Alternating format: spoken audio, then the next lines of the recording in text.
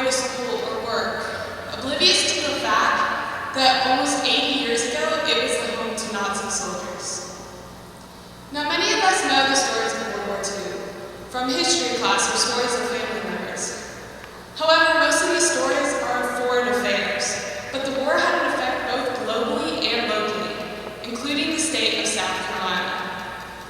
South Carolina had 20 prisoner of war camps, or POW camps, located in 17 different counties, housing between 8,000 to 11,000 German soldiers, according to the Association of the United States Army, or the AUSA. Now, during World War II, many of the European allies were running out of prisoner space to hold the POWs, so more than 400,000 German soldiers were shipped to the United States between 1942 and 1945, according to a U.S. News article. Many of these prisoner of war camps were located in the South due to agricultural labor needs as a result of labor shortages, as well as ideal climate for tent camps.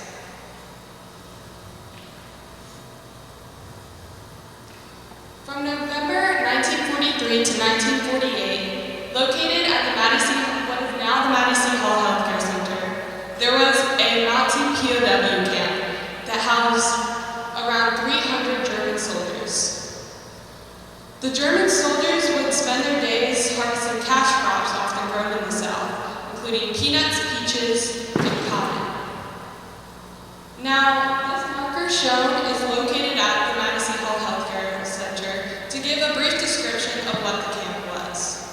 It states that the men lived in tent camps, similar to one shown right here, located in Blissfield, Michigan. However, this picture, illustrated by Walter Hoffman, is a tent camp or a POW camp located at the Fort Jackson, so it's thought to have possibly started as a tent camp and upgraded.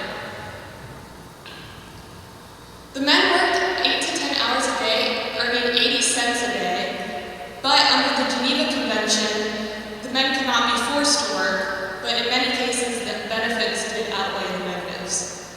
The men also spent their days participating in leisure activities, including theater and sports and performing concerts.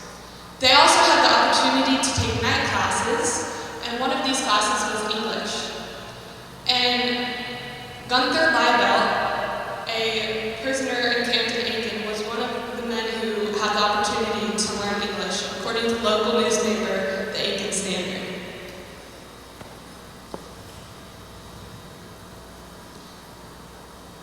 Fritz Hammer, a curator at the South Carolina State Museum, interviewed some POWs, and many said that the conditions were much better in the camps than working in the war, so they were just glad to be out of the war.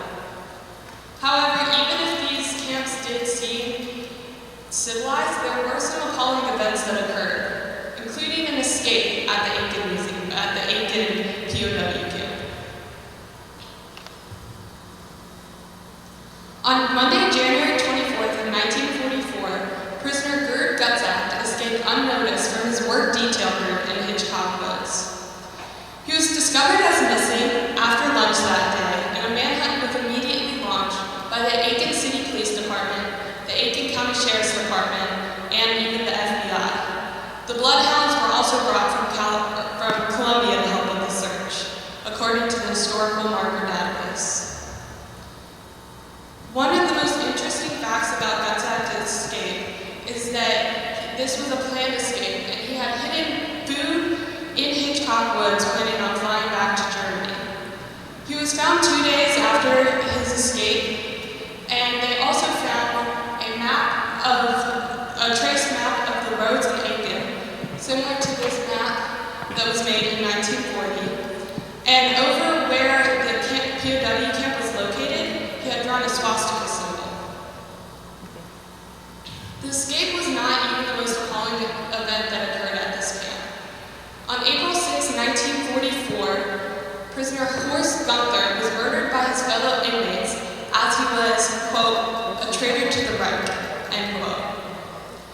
His inmates murdered him because he spoke in favor of America by liking